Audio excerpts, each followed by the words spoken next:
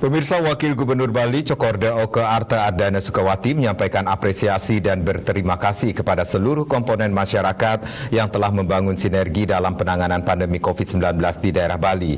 Sinergi, kerjasama, dan kerja keras telah membuahkan hasil dengan melandainya angka penambahan kasus positif COVID-19 dalam beberapa hari terakhir.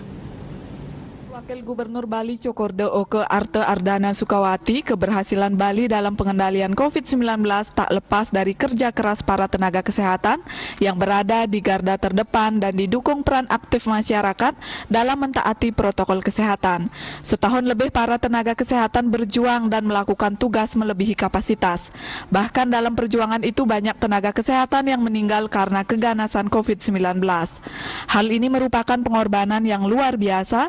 Mereka bekerja dengan penuh risiko. Kedepannya Wagub Co Aceh berharap sinergi yang telah dibangun dapat diperkuat dan ditingkatkan.